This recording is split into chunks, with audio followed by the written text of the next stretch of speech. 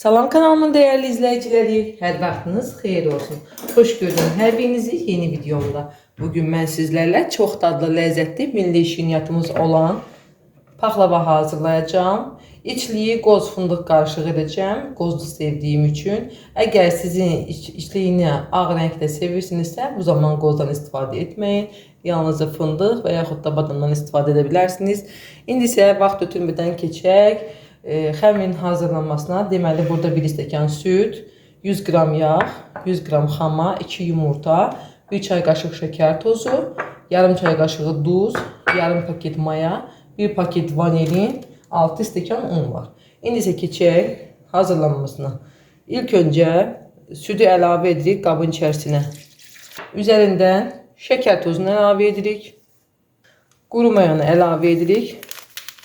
Yarım paket quru mayadır. Yəni hardasa 1 çay qaşığına yaxın, çox əlavə etməyin. Qarışdırırıq. Unun yarısını əlavə edirik. Üzərindən duzu əlavə edirik. Üzərindən 2 ədəd yumurta əlavə edirik. Ağrılı, sarılı. Biraz qarışdırırıq. Üzərindən otaq temperaturunda olan yağ əlavə edirik. 100 qram burada yağ var.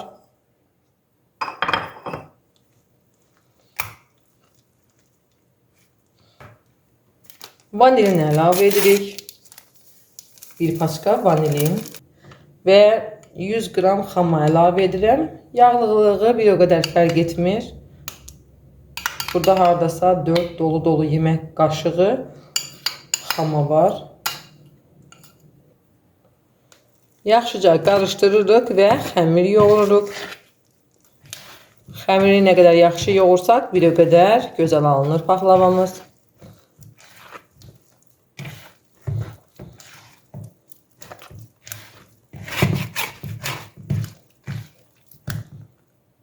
Qalan unu da içərisinə əlavə edirəm. Qabın dibində azacıq saxlayıram.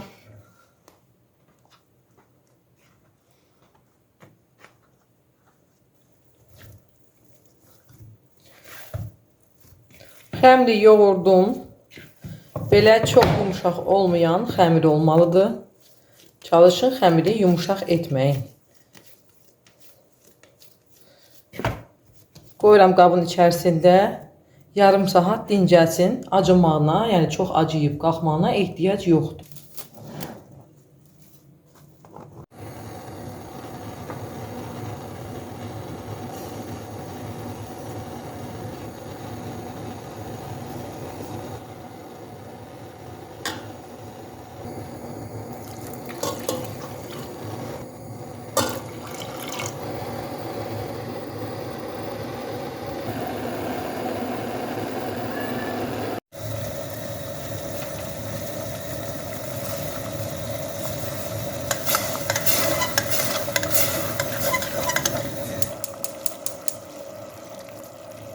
Şərbətimiz artıq hazırdır. Deməli, 2 stəkan yarım şəkər tozu əlavə etdim.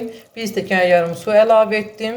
5-6 dəqiqə qaynatdım. Üzərinə, yəni içərisinə limon suyu və yaxud da limon duzu əlavə edib qarışdırırsınız. Daha sonra altını bağlayırıq, gözləyirik soyumağını. Şərbət mütləq paxlavanın üzərinə tökdüyümüz zaman soyuq olmalıdır. Paxlava isti, yəni sobadan yeni çıxarılmış olmalıdır. Şərbət isə mütləq soyuq halda olmalıdır. 30 dəqiqə xəmir dincəldi. İndi isə xəmiri dəzgahın üzərinə əlavə edirəm. Hissələrə ayırıram.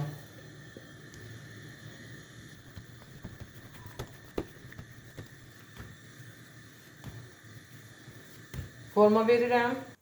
Alt və üst hissəni böyük götürürəm.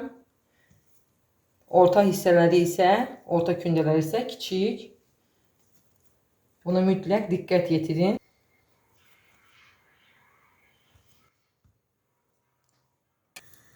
Bunu üst hissə üçün nəzərdə tutmuşam. Bu da baxın, alt hissəsidir.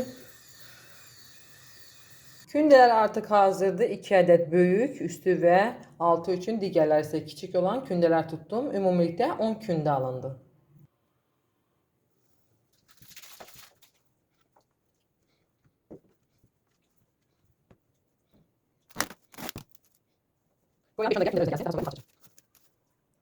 İçliyi də öncədən hazırlamışam. Burada həm qoz, həm də fındıq ləpəsi var. Çəkmişəm. Deməli 500 qram ləpəyə 250 qram şəkər tozu əlavə etmək lazımdır.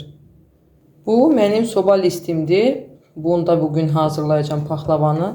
Deməli 38-40 sm-ə uyğun xəmir hazırlamışam. Keçirəm yuxaların açılmasına. Dəzgahın üzərinə azacıq un əlavə edirəm və alt hissə üçün ayırdığım xəmiri əlavə edirəm. List formasında yuxa açıram. Gündəlik çox gözlətmədim. 5 dəqiqə gözlətdim. Keçirəm açmağa. Çünki mayalı xəmirdir. İstəmirəm çox şişsinlər. Çünki biz bunları açanda müddət lazım olacaq. Buna görə də çox gözlətməyə ehtiyac yoxdur.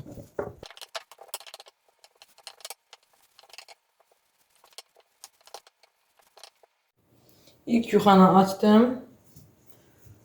Soba listini əlavə edirəm.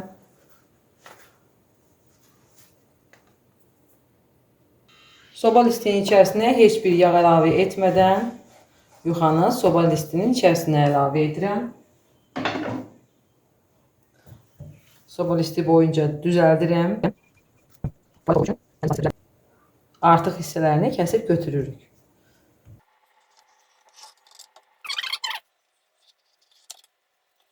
Hissəsini açdım. Belə üzərindən bir xörək qaşığı yağ əlavə edirəm. Bir xörək qaşığı yağ əlavə edirəm. Yağlayıram.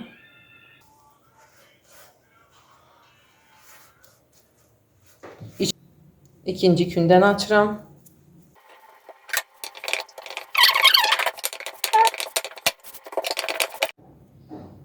İkinci yuxanı üzərindən əlavə edirəm. İndi isə üzərinə yağ əlavə edəcəm. Bir xörək qaşığı və üzərindən içlik əlavə edəcəm. Bir xörək qaşığı yağ əlavə edirəm yenidən. Artıq əlavə etmirik, çünki sonda bir stəkan yağ üzərinə əlavə edəcəm bişirən zaman. Və çəngəl vasitəsilə deşlətləyirəm. Bunu qabarcıqlar qalmasın deyə edirəm. Sonda bişirdiyimiz zaman nahamar olmasın deyə içliyi əlavə edirəm.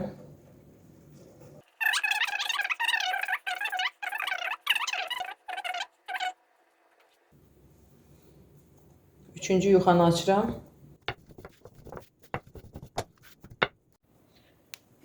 Üçüncü yuxanı da əlavə etdim. İçliyi əlavə edirəm.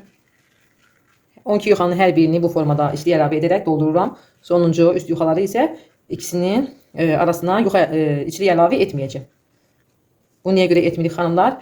Nahamar olmasın deyənə üzlüyü, üz qabığı nahamar olmasın deyənə sonuncu içərisinə içliyi əlavə etmədən yağlayıb, necə ki birincidə etdiyimiz kimi yağlayacağıq və yuxanı əlavə edəcəyik. Sonra bir daha göstərəcəm. Bu sonuncu qatdır. Baxın, nəzik qatın üzərinə artıq içlik əlavə etmədən bu sonuncu üz qatını əlavə edəcəm. Belə üstündən birbaşa əlavə edirəm. Qalın qatdır bu arada.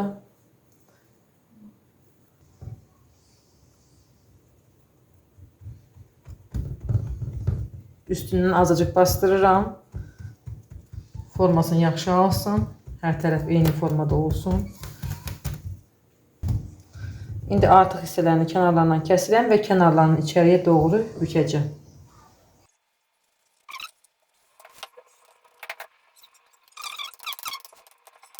İndi isə qoyuram soyuducuda yarım saata yaxın qalsın, xəmir özünü tutsun. Daha sonra kəsəcəm, üzərini yumurtalayıb qoyacam bişməyə.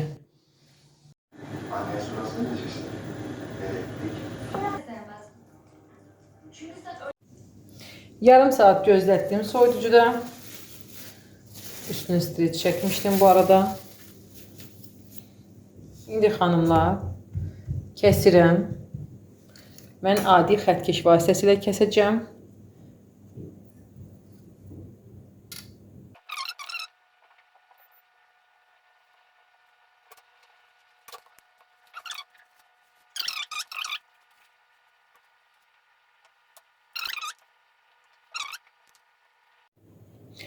Belə gördüyünüz kimi romb formasını kəsdim. İndi isə üzərinə süd və yumurta qarışımını çəkəcəm. Üzərindən də fındıqlara və yaxud da istəyə görə, zövqə görə badamı üzərinə əlavə edib qoyacağıq pişməyə.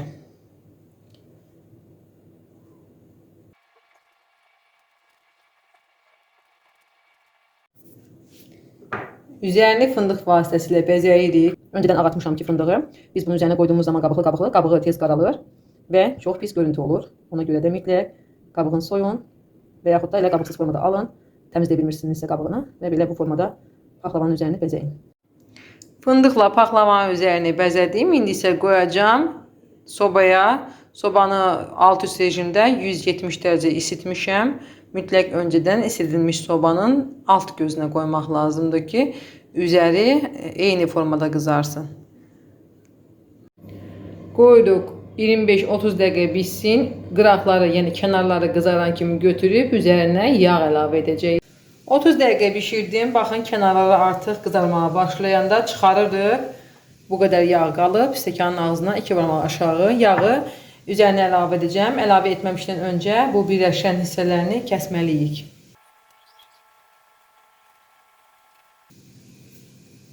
Az-az əlavə edirəm. Hər tərəfə eyni gələcək şəkildə əlavə etmək lazımdır. Yenidən sobaya yerləşdirirəm. Üzəri qızarana kimi bişirirəm.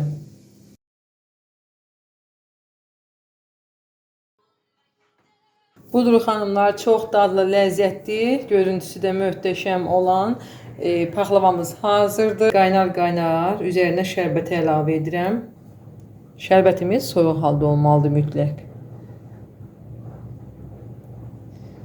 Üzərinə gələcək şəkildə əlavə edirəm ki, parlaqlığı daha da parlaq olsun, daha da gözəl olsun. Yenə qeyd edirəm, şərbət mütləq soyuq halda olmalıdır.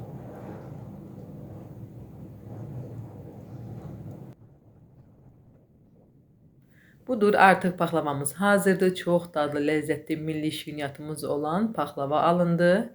Mütləq siz də bu resepti yoxlayın. Əminəm ki, bəyənəcəksiniz. Əgər videonu bəyəndinizsə, mütləq kanalıma abunə olun, like atın. Like atın ki, mənə dəstək olasınız. Abunə olun ki, gələn videolarımdan xəbərdar olasınız. İndidən hər birinizə təşəkkürümü bildirirəm. Hələlik, inşallah gələn videolarda görüşərik.